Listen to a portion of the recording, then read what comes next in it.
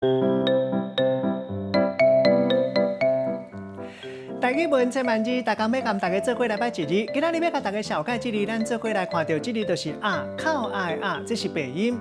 就掠犯人去一个所在意思，咱会讲犯人，嘛有强迫的意思，像讲囡仔食饭。若是摕钱、摕证件、做保证去借物件，会当讲是金身份证。另外签名，搁再写日子，安尼就是日。另外本音读做带大家做伙来小解两个词。头一个这个意思代表摕一寡有价值的物件，或者是不动产去借钱，代表讲家己有还钱，会当有能力。